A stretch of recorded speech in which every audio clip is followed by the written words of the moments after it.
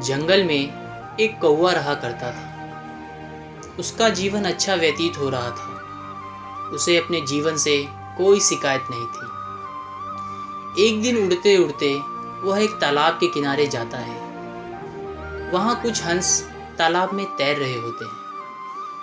हंसों को देखकर कौवे के मन में एक विचार आता है और वह सोचता है, ये पक्षी कितने उजले हैं, यह कितने खूबसूरत दिखते हैं, ये जरूर इस धरती के सबसे खुश प्राणी होंगे। फिर वह उनमें से एक हंस के पास जाता है और उनसे अपनी इच्छा व्यक्त करता है। हंस कौवे की सारी बात सुनकर उससे कहते हैं, हाँ मैं भी यही सोचता था, लेकिन जब मैं एक तोते से मिला तो मैंने देखा उसका रंग तो मुझसे भी बढ़िया है। उसके पास दो दो रंग होते हैं और हमारे पास सिर्फ एक। मुझे लगता है मेरे हिसाब से तोता सबसे खुश प्राणी होगा। कौवा हंस की बात सुनकर तोते की तलाश में निकल जाता है। तोते को खोजते खोजते उसे एक तोता मिलता है। वह उस तोते के पास जाता है और उससे कहता है, हाँ सचमुच तुम्हारा रंग तो बहुत ही सुंदर है। तुम्हारे रंग को देखकर कोई भी खुश हो जाए। जरूर तुम इस धरती के सबसे खुश पक्षी होंगे।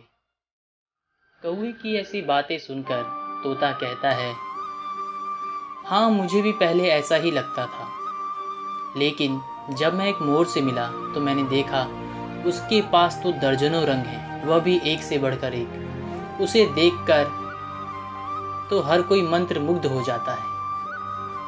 मुझे लगता है कि वही सबसे खूबसूरत और सबसे खुश पक्षी है। तोते की बात सुनकर वह वहाँ से मोर की तलाश में निकलता है। वह जंगल में हर जगह मोर को ढूंढता है, लेकिन उसे मोर कहीं दिखाई नहीं देते। अगले दिन वह उड़ते उड़ते एक चिड़ियाघर के बाहर पहुँचता है। वह वहाँ अंदर जाता है और उसे एक मोर दिखाई देता है। वह देखता है मोर के पिंजरे के बाहर दर्जनों लोग भीड़ लगाए खड़े हैं। वह उस पिंजरे के ऊपर जाता है और मोर से कहता है, वाह तुम्हारा रंग तो सचमुच बहुत ही सुंदर है। तुम्हें देखने के लिए हर दिन शायद ऐसे ही दर्जनों लोग आते होंगे। तुम इस दुनिया के जरूर सबसे खुश पक्षी होंगे।